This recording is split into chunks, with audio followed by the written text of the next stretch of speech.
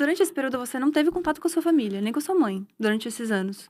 Eu aparecia lá de vez em quando, porque eu tenho 2 irmãs que eu criei praticamente, porque elas são minhas irmãs mais novas, minha mãe trabalhava fora. E eu ficava, às vezes chegava muito tarde, eu cuidava das minhas irmãs. E às vezes eu aparecia na casa da minha mãe. E eu sempre apareci, esporadicamente. Mas os episódios eram assim, cada vez mais violentos e agressivos. Depois teve um tempo que eu fiquei muito sem aparecer, mas eu sempre estive ali, assim. Sempre estive. E aí acho que esse episódio a minha mãe pode contar mais, porque ela, mesmo fazendo tudo isso, ela disse que ela queria saber, né? Enfim, orava e etc. Enfim, eu não me recordo muito bem. Nossa, que curioso pensar que a tua mãe teve esse resgate sozinha, por causa do amor, que eu acho uma coisa genial. E quando ela chegou até você, e você falou, essa palavra é muito forte pra mim, que é resgate. O que aconteceu nesse momento? O que ela falou pra você e como que você não se perdeu nesse meio do caminho? Porque você viveu tanta coisa. Como é que você continua centrada em você? Eu não me perdi no meio do caminho porque eu tive mãe, avó e tias maravilhosas. Eu tive mulheres que me deram base, eu tive mulheres que me educaram, eu tive mulheres que me deram que era o sentido do amor, da vida, da ética, da moral, da civilidade. Essas mulheres são o meu pilar, essas mulheres são a minha base. Se eu não tivesse sido a criança que eu fui, se eu não tivesse tido a educação que eu tive, eu não teria voltado. Assim como a grande maioria não voltou. Eu só voltei porque essas mulheres lá aos 4, aos 3, aos 5, essas mulheres me forjaram. E essas mulheres me forjaram num lugar que eu sabia o que era o amor. E aquela desumanização eu nunca aceitei. Falei, isso daqui não é. Isso daqui, eu conheço outra coisa. Eu conheço outro lugar. Eu conheço outra possibilidade de existir que é para além dessa abjeção, dessa miséria. Essas mulheres me ensinaram. Essas mulheres disseram que eu podia sonhar. Essas mulheres disseram que eu podia ser o que eu quisesse. Essas mulheres me incentivaram. Essas mulheres me incentivaram a ler, a estudar, a querer conhecer. Essas mulheres eram tudo, muitas vezes sem ter nada. Minhas tias estão todas empregadas doméstica, minha avó vinda da Bahia, tentar a vida, meu avô morreu, também ficou. Mas são mulheres que me deram a base estrutural da humanidade, assim, de quem você é, sujeita, subjetividade. Então, quando eu sou jogada na rua e isso me desestrutura brutalmente, eu tenho alguma coisa que eu percebi que a maioria das mulheres iguais a mim que eu encontrei não tinham, que era família, que era base, que era educação. E não é educação no molde tradicional, elitista, do pensar, ai, boas escolas. Não tô falando disso. Eu tô falando da educação humana mesmo, da educação social, da educação ali do ser humano. E isso me segurou. Eu olhava e falava. E eu sempre pensei muito nessas mulheres.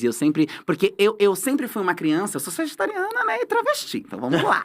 Eu sempre fui uma criança que me destaquei entre as minhas primas, entre as minhas. E essas mulheres assim, batiam palma pra mim. O que eu falasse com 5 anos de idade, elas estavam dizendo: meu Deus, que coisa incrível, maravilhosa! E podia ser, era muito estimulada. Então, quando eu caí nesse lugar, eu lembrava do quanto elas me admiravam.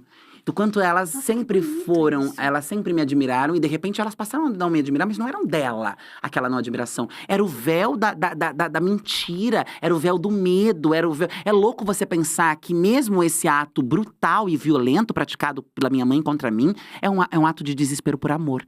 Ela tinha medo da minha alma ser queimada, do demônio fazer aquilo que os irmãos diziam que o demônio ia fazer. Ela queria que eu tivesse a vida eterna, a plenitude, que eu não morresse com doenças sexualmente transmissíveis, ou me acabasse nas drogas, porque essa era a realidade que estava sendo colocada na cabeça dela. E aí, quando ela voltou, quando a gente foi se reconectar de novo, foi uma coisa muito orgânica, assim. Foi tipo, vamos aqui, pode voltar pra casa, só que na minha casa tem algumas regras, volta a estudar, volta a acontecer. E assim, eu pude voltar sem concessões. Eu não precisei deixar, ai, não, mas aqui não pode isso, aqui não. Não, você volta, você é assim, aqui vai ter que estudar, fazer as coisas, porque, né? E que é importante, foi importante isso, mas tá tudo bem. E aí é o que eu digo sempre, eu não precisei reconstruir nada. Eu só precisei reconectar. O amor, a cumplicidade, tudo aquilo estava ali o tempo todo. Só tinha sido interrompido pelo ódio do fundamentalismo. Quando ela disse, aqui não cabe mais o ódio do fundamentalismo, eu só precisei voltar. E a gente continua se amando. E eu e a minha mãe é uma simbiose, assim, é uma coisa pesada. Gente, que delícia. O que eu gosto de ouvir dessa história é a questão de como você fala de família, que é uma coisa que a gente sabe que na nossa comunidade muitas de nós não tem. E a gente cria essa nova família, né? Porque de alguma forma, nesse período em que vocês estavam desconectadas, você acabou tendo que criar uma família, tendo que criar uma conexão. E existe até uma conexão hoje que a gente tem até o nosso próprio idioma, né? Que é o Pajubá. Que a senhora sabe muito bem que eu não sei, tá? Porque vira Mas e eu vou mexe. ensinar. Eu vou ensinar, eu vou porque cobrar assim… esse curso. Tá me prometendo ao vivo, Não, hein, Brasil? vou ensinar, vou dar esse curso. Até porque pra nós é muito importante. Porque em determinado contexto… Ai, amiga, diz ao Paju. E a gata, tipo… Ai! Eu, tipo… Mana do Ela acabou céu. de me contar isso. Ela falou, cara, falou isso pra mim e eu não tinha entendido. E eu comecei a abrir a boca, todo mundo me chutando, falando, você entendeu? Você não entendeu? Fica quieta. Mas, ó, amiga, esse telecurso vem aí. Vem aí e ele é importante. Super. Ele une a gente num lugar que é nosso, né? Que é Porque nosso. desde sempre que a gente existe, teve que se criar uma realidade para que a gente possa sobreviver. E hoje você acha que esse tempo que você ficou desconectada, que você teve que viver na rua, fez você já ter esse interesse por política, de você querer fazer política, foi vendo essa realidade, que era uma realidade que, se você não tivesse tido essa desconexão, muito provavelmente você não teria isso como próximo. É isso. Que é uma coisa que, por exemplo, acontece comigo. Porque eu não tinha essa vivência, eu tenho uma história de transição de ter me reconhecido e tudo mais, mas fui aceita dentro do meu lar, dentro da minha casa, e também fui muito criada bom, como axé. princesinha. Então eu nunca tive um contato como esse pra entender isso. E você acha que esse momento, isso foi um start que fez você falar, cara, não dá, beleza, voltei. Tô aqui, posso estudar, tenho todos esses acessos, mas eu preciso fazer alguma coisa, preciso devolver de alguma forma? Ou não? Antes disso, você já pensava, política e é isso. Amiga, é um pouco de tudo, assim. Tem um documentário que foi feito comigo agora na campanha de vereadora, que chama Cor Política, do Pedro Henrique França e Marcos Pigossi, né? Inclusive, quem não viu, assista a Cor Política, tá incrível. E ele encerra com a minha avó contando uma história, a última cena mesmo do filme. É a minha avó, um story que eu gravei da minha avó, 84 anos, contando uma história que lembra de mim, com uma canequinha de plástico, uma camiseta xadrez, aos 4 ou 5 anos, não me lembro agora quantos anos ela fala, ou era 4 ou era 5, na cozinha dela, dizendo que seria presidente do Brasil, batia a canequinha. E eu me lembro muito de dizer isso, que queria ser presidente do Brasil. Mas eu também queria ser pastora, eu também queria ser tanta coisa, eu queria ser liderança, né? Eu Nossa, tinha olha esse que lugar potente isso. de liderança, né? Eu tinha esse lugar da infância, porque eu ia pra igreja, então eu voltava, eu imitava os pastores, eu pegava minhas primas, quando eu ia no cu, colocava um monte de santo e fazia a procissão e ótimo. Eu era um pandemônio, eu era uma criança terrível. Mas, sem dúvida nenhuma, eu não pensava. Eu era muito mais ligada quando, antes de tudo isso, quando eu comecei a pensar a profissão e etc. Eu queria ir para um caminho mais da moda, eu queria ir para um caminho mais da beleza. E aí veio a vida e falou, não, amor, você não vai nunca para esse caminho, você vai pra pista, você vai pra rua, você vai se lascar. E aí eu comecei a me deparar com muita vulnerabilidade no meu próprio corpo, mas assim, com histórias ainda muito mais terríveis do que a minha e com pessoas sem bases e referência nenhuma.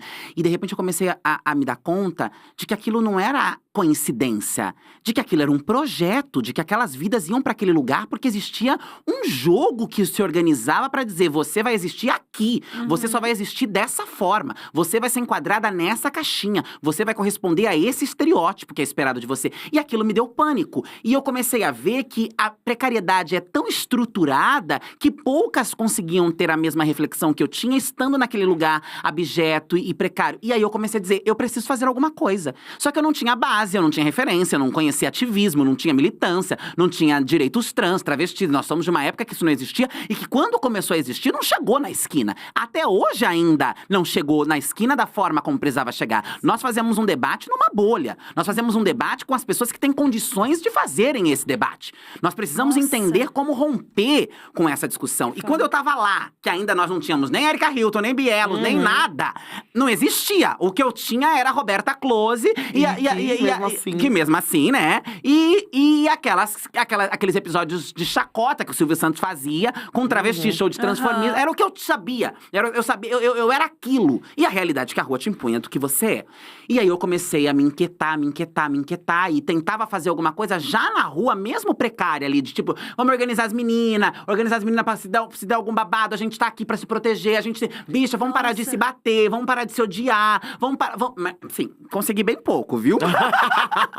Mas já tinha um senso de coletivo. Mas já sabia que não era… sempre tive. Eu era aquela… Eu vou te dizer uma coisa. Eu nunca levei um tapa na rua. Nunca levei um tapa. Nem de cliente, nem de travesti. E isso é uma raridade. Porque não tem como. Todas criam confusão. Eu era aquela gata que quando a outra tava arrancando, abrindo a latinha no dente porque queria furar a cara da outra, eu ia lá e apaziguava, eu conversava. A outra tava tendo um surto de droga, eu ia lá, Então eu comecei também a conquistar entre elas um lugar de respeito, de tipo assim, ai, é o viadinho? Porque quando você chega na rua sem peito, sem cabelo, sem nada, você é colocada no lugar do viadinho, do gay, do puto montado. Mas o viadinho é bem, porque tem isso também, essa rivalidade que o próprio mercado coloca entre elas, né? E que naquele momento era inaceitável pra mim, porque realmente é muito difícil, é muito pesado você ser uma menina que foi educada da forma como eu fui, criada da maneira como eu fui. De repente você tá num lugar onde a violência, a rivalidade, a crueldade é aquilo que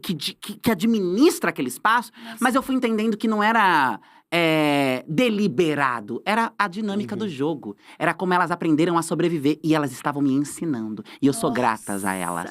Eu sou grata a cada humilhação que eu passei. A cada medo que eu senti. Porque isso me transformou numa mulher mais forte. Isso me ajudou a aguentar a rua. Porque se eu não tivesse sido educadas por ela, eu não sei nem se eu teria, o que teria sido de mim. Se elas não tivessem dito, ou você vai ser travesti, ou você vai ser um gay que vai ficar aí apanhando, sendo humilhada, sendo xoxada e etc. Talvez eu não desse conta de me impor nos momentos que fosse necessário me impor, nos momentos que precisasse se colocar. E isso foi gerando, então, uma respeitabilidade. Ainda que elas te colocassem nesse lugar pejorativo, né? Do viadinho, do gayzinho, do lalala, que aí os nomes são sem fins que elas te dão, aí minha vai filha. Que vai. Sem peito, aí não tem babado. Eu fui conquistando um lugar junto delas, que foi me dando um status dali, de estar até com as mais babadeiras. Tipo assim, aquelas… É um posicionamento político. É um posicionamento foi extremamente política. Que até então eu não sabia. E aí eu comecei a entender. E aí quando eu acessei o ativismo, a militância, e eu acessei isso, graças às deusas, pela Daniela Andrade, que é uma ativista que eu respeito e admiro profundamente, meu mundo caiu, Maísa, né? Assim, meu Deus do céu, socorro, o que tá acontecendo? Tudo isso tem nome, tudo que eu vivi tem nome. E aí eu virei um bicho. Aí eu falei, agora então, eu vou lutar por mim, eu vou lutar por elas, eu vou lutar pela sociedade, eu vou lutar por todo mundo. Porque a nossa luta, apesar de ser nossa, ela beneficia todo mundo. Porque toda a sociedade ganha quando a gente tem o fim da exploração sexual, quando a gente tem o fim do genocídio, quando a gente tem o fim da violência, quando a gente tem combate às desigualdades sociais. Todo mundo se beneficia, é uma pirâmide. Nós somos sociedade, nós vivemos em um efeito cascata. Não dá pra pensar que se tudo aqui estiver ruim, a sua vida vai estar sempre maravilhosa. Talvez por uma casta de 1%, 2% da sociedade, que é quem controla e detém tudo, talvez ali pouco impacto tenha. Mas para o grande resto dos mortais, que muitas vezes se sentem nesse lugar, e aí eu preciso lembrar que assim, mores, não é sobre. Então, respondendo agora sinteticamente a sua pergunta, foi um pouco das duas coisas, assim. Eu já tinha uma aptidão, eu já tinha uma vocação. Eu lembro quando a minha professora de português, professora Cássia, na 6ª série, era época de mensalão, a gente tinha que fazer uma apresentação teatral na sala sobre mensalão. Eu parei a escola com a minha apresentação de teatro do mensalão, gata, porque eu, assim, fui consumir política. Fui ali e fiz a maior performance, todo mundo chocada. Tipo assim, gente, mas como? Uma criança, a galerinha apresentando os trabalhinhos ali, aquela coisa. E a gata, tipo assim, gente, já a própria Carmen Lúcia, sabe? Pronta pra falar ali, ó, pra hablar. Então é Adorei. isso.